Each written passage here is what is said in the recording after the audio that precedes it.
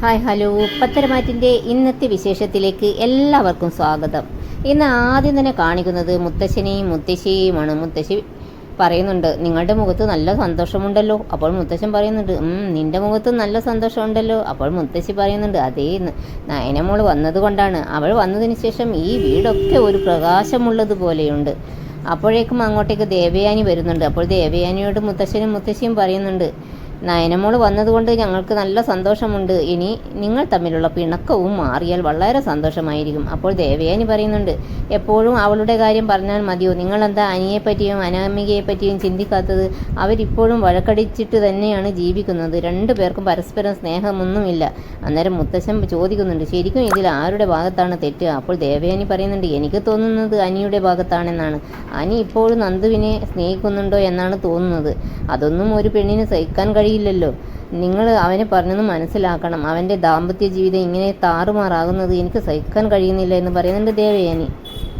അപ്പോൾ മുത്തശ്ശി പറയുന്നുണ്ട്, അവനെ ഉപദേശിക്കാൻ പറ്റിയവൾ നീ തന്നെയാണ്.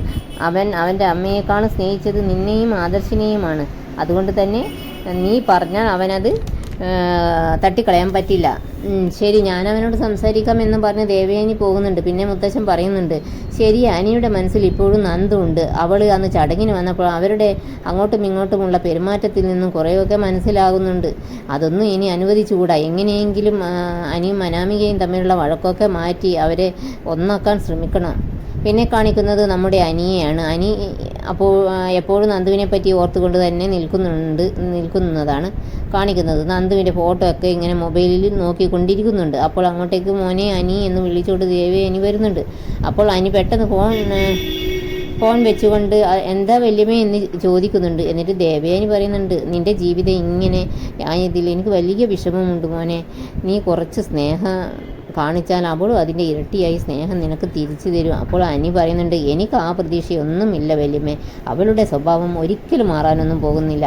അവൾക്ക് ഈ തറവാട്ടിൽ കയറിപ്പറ്റണം, അത്രയേ ഉണ്ടായിരുന്നുള്ളൂ. അത് അവൾ സാധിച്ചെടുക്കുകയും ചെയ്തു. ഇപ്പോൾ ഈ തറവാട്ടിൽ എങ്ങനെ അടിയുണ്ടാക്കാം എന്നതാണ് അവളുടെ ചിന്ത. അവളുടെ സ്വഭാവം എനിക്ക് മുന്നേ മനസ്സിലായതായിരുന്നു. അതുകൊണ്ട് തന്നെയാണ് എനിക്ക് അവളെ ഇഷ്ടമല്ല എന്ന് പറഞ്ഞത്. പക്ഷേ എല്ലാവരും നിർബന്ധിച്ച് എന്നെ കൊണ്ട് അവളെ കല്യാണം കഴിപ്പിച്ചു. പിന്നെ ദേവയാനി പറയുന്നുണ്ട്, ആദർശ് നയനി ഇപ്പോൾ നല്ല രീതിയിൽ ജീവിക്കുന്നുണ്ട്. അപ്പോൾ നിൻ്റെ ജീവിതം തകരാൻ പാടില്ല. അവൾക്ക് കുറച്ച് പക്വത കുറവുണ്ട്. നീ അത് മനസ്സിലാക്കി പെരുമാറിയാൽ മതി. ഇല്ല വല്യമ്മേ, നയനെടുത്തിയെ പോലെ നല്ല സ്വഭാവമുള്ള ഒരു പെണ്ണല്ല അവൾ എന്നും പറഞ്ഞ് അനി അങ്ങോട്ട് പോകുന്നുണ്ട്. പിന്നെ ദേവയാനി നയനയെ ഫോൺ വിളിച്ച് ഈ കാര്യങ്ങളൊക്കെ പറയുന്നുണ്ട്. എന്നിട്ട് പറയുന്നുണ്ട്, നിന്നെ അവന് വലിയ സ്നേഹമല്ലേ മോളെ, നീ പറഞ്ഞാൽ അവൻ അനുസരിക്കും. അവർ തമ്മിൽ ഒരിക്കലും വേർപിരിയാൻ പാടില്ല മോളെ. അതുപോലെ നീ നന്ദുവിനോടും പറയണം, ഒരിക്കലും അവർ പിരിയാൻ അവളൊരു കാരണമാകരുത് എന്ന്. അനിയോട് ഇപ്പോഴും അവളുടെ മനസ്സിൽ സ്നേഹമുണ്ടെങ്കിൽ അത് പൂർണ്ണമായും ഒഴിവാക്കണം. പെട്ടെന്നാണ് അങ്ങോട്ടേക്ക് ആദർശ് വരുന്നത് കണ്ടപ്പോൾ പെട്ടെന്ന് തന്നെ നയന ആദർശേട്ടൻ വരുന്നുണ്ട് എന്നും പറഞ്ഞ് ഫോൺ വെക്കുന്നുണ്ട്. ആദർശ് ചോദിക്കുന്നുണ്ട്, ആരാ നിന്നെ ഫോൺ വിളിച്ചത്? അത് എൻ്റെ വീട്ടിൽ നിന്ന് അമ്മയാ നന്ദുവിനെ പറ്റി പറയാൻ വേണ്ടി വിളിച്ചതാ. എന്നിട്ട് നയന അനിയുടെയും അനാമികയുടെയും കാര്യമൊക്കെ ആദർശിനോട് പറയുന്നുണ്ട്. അപ്പോൾ ആദർശ് പറയുന്നുണ്ട്, ഇപ്പോൾ അവന് എന്നെക്കാളും വിശ്വാസം നിന്നോടാണ്. അതുകൊണ്ട് നിൻ്റെ അനിയനെ നീ തന്നെ ഉപദേശിക്കുക. അപ്പോൾ നയന പറയുന്നുണ്ട്, എല്ലാവരും എന്നോട് ഇങ്ങനെ പറഞ്ഞാൽ ഞാൻ എന്താ ചെയ്യുക? അപ്പോൾ ആദർശ് ചോദിക്കുന്നുണ്ട്, വേറെ ആരാ നിന്നോട് പറഞ്ഞത്? അന്നേരം നയന ഒന്ന് ഞെട്ടുന്നുണ്ട്, ഇല്ല, എന്നെ ആരും വിളിച്ചില്ല. വീട്ടിലെല്ലാവർക്കും അവരുടെ കാര്യത്തിൽ സംശയമുണ്ടല്ലോ, അതുകൊണ്ടാണ് ഞാൻ പറഞ്ഞത്. ഏതായാലും അവർ തമ്മിൽ പിരിയാൻ പാടില്ല. അതിന് എന്താ വേണ്ടത് അതൊക്കെ ചെയ്യണം ആദർശേട്ടാ എന്നിങ്ങനെ പറയുന്നുണ്ട് നമ്മുടെ നയന.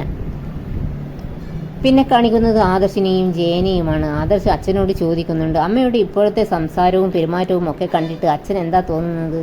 ഞാൻ ചോദിച്ചത് വേറെ ഒന്നും കൊണ്ടല്ല അച്ഛാ. നയന ഇപ്പോൾ അവളുടെ വീട്ടിൽ പോയി നിൽക്കുന്നത് എനിക്ക് വലിയ പ്രശ്നമൊന്നുമല്ല. പക്ഷേ എൻ്റെ പേരും പറഞ്ഞ് എനിക്ക് ഉറക്കമില്ല എന്നൊക്കെ പറഞ്ഞാണ് അവളെ വിളിച്ചുകൊണ്ട് വരുന്നത്. അപ്പോൾ ജയനും പറയുന്നുണ്ട്, അതിനെപ്പറ്റി ഞാനും ചിന്തിക്കാതിരുന്നില്ല മോനെ. അപ്പോൾ ആദർശ് പറയുന്നുണ്ട്, എന്നാലും നമ്മൾ ഇതിനെപ്പറ്റി കൂടുതൽ ചിന്തിക്കണം. ഒരു ഘട്ടം കഴിഞ്ഞപ്പോൾ അമ്മയെ സഹായിച്ച പെൺകുട്ടിയെ പറ്റിയുള്ള അന്വേഷണം അമ്മ നിർത്തി. ഇനി അമ്മ അറിഞ്ഞിട്ടുണ്ടാകുമോ അമ്മയ്ക്ക് കരൾ കൊടുത്ത പെൺകുട്ടി നയനയാണെന്ന്? അപ്പോൾ ജയൻ പറയുന്നുണ്ട്, മോൻ പറഞ്ഞപ്പോൾ എനിക്കും ചെറിയ സംശയമൊക്കെ തോന്നുന്നുണ്ട്. കാരണം നയന അവളുടെ വീട്ടിൽ പോയാൽ നിൻ്റെ അമ്മയ്ക്ക് ഉറക്കം നഷ്ടപ്പെട്ടതുപോലെയാണ്. അപ്പോൾ ആദർശം പറയുന്നുണ്ട്, അപ്പോൾ രണ്ടുപേരും ചേർന്ന് നമ്മളെയൊക്കെ പറ്റിക്കുകയാണോ? ഏതായാലും ഇതൊക്കെ ഒന്ന് ക്ലിയർ ചെയ്യണം അച്ഛാ.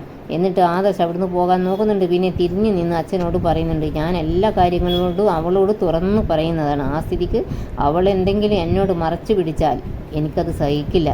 പിന്നെ കാണിക്കുന്നത് നന്ദുവിനെയും കൂട്ടുകാരെയുമാണ്. അവരിങ്ങനെ അനിയെ പറ്റിയാണ് പറഞ്ഞുകൊണ്ടിരിക്കുന്നത്. അപ്പോഴേക്കും അനി അവിടേക്ക് വരുന്നുണ്ട്. അപ്പോൾ കൂട്ടുകാർ പറയുന്നുണ്ട്, ഇതാ പറഞ്ഞ് നാവെടുത്തില്ല, ഇതാ അനി വന്നല്ലോ, ഇനി ഏതായാലും നിങ്ങൾ രണ്ടുപേരും തമ്മിൽ സംസാരിക്കും എന്ന് പറഞ്ഞ് കൂട്ടുകാർ പോകുന്നുണ്ട്. അനി പറയുന്നുണ്ട്, ക്യാമ്പിന് പോയാൽ ഇനി ഇപ്പോഴൊന്നും നിന്നെ കാണാൻ പറ്റില്ലല്ലോ. അപ്പോൾ നന്ദു പറയുന്നുണ്ട്, എന്തിനാ കാണുന്നത്? നയനേച്ചി വീട്ടിൽ വന്നപ്പോൾ സ്ട്രിക്റ്റായിട്ട് പറഞ്ഞിട്ടുണ്ട്, അനാമികയും അനിയും തമ്മിലുള്ള ബന്ധം ഞാൻ കാരണം തകരാൻ പാടില്ല എന്ന്. അപ്പോൾ അനി പറയുന്നുണ്ട്, എടോ അതിന് ഞങ്ങൾ തമ്മിൽ ഒരു ബന്ധവുമില്ലല്ലോ. അവൾ ആരെയോ ബോധിപ്പിക്കാൻ വേണ്ടി എൻ്റെ കൂടെ കഴിയുന്നു. ഇനി നയനയെടുത്ത് എന്ത് പറഞ്ഞാലും ശരി, ഞാനും നീയുമായിട്ടുള്ള കൂടിക്കാഴ്ച അവസാനിച്ചാലും ശരി, അനാമികയുമായുള്ള എൻ്റെ ബന്ധം നിലനിൽക്കില്ല.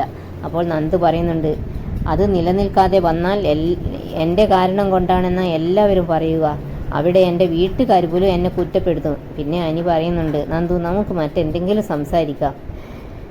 പക്ഷേ അപ്പോഴേക്കും അതുവഴി കാറിൽ വന്ന വേണു ഇതൊക്കെ കാണുന്നുണ്ട്. എന്നിട്ട് വേണു ഇങ്ങനെ മനസ്സിൽ പറയുന്നുണ്ട്, ഇവൻ പുറത്തിറങ്ങിയാൽ ഇവളെ തന്നെയാണല്ലോ കാണുന്നത്. എൻ്റെ മോൾ പറഞ്ഞത് ശരിയാണല്ലോ. ഏതായാലും എൻ്റെ മോൾക്ക് ഇവനെ വേണ്ട. പക്ഷേ അനന്തപുരിയിലെ സ്വത്തുക്കൾ അടിച്ചു മാറ്റുന്നത് വരെ അവർ ഭാര്യ ഭർത്താക്കന്മാരായി തുടരണം. എന്നിട്ട് അവിടുന്ന് കാർ ഓടിച്ച് പോകുന്നുണ്ട്. പിന്നെ അനി ചോദിക്കുന്നുണ്ട്, നീ ക്യാമ്പിൽ പോയാൽ ഞാൻ വിളിച്ചാൽ ഫോൺ എടുക്കില്ലേ? അപ്പോൾ നന്ദു പറയുന്നുണ്ട്, വിളിച്ചാൽ എടുക്കാതിരിക്കുന്നത് എന്തിനാ? അപ്പോൾ അനി പറയുന്നുണ്ട്, നീ ഇങ്ങോട്ട് വിളിക്കുകയും വേണം. വിളിച്ചില്ലെങ്കിൽ ഞാൻ ക്യാമ്പിലേക്ക് വരും. അന്നേരം നന്ദു ചോദിക്കുന്നുണ്ട്, ക്യാമ്പിലേക്കോ?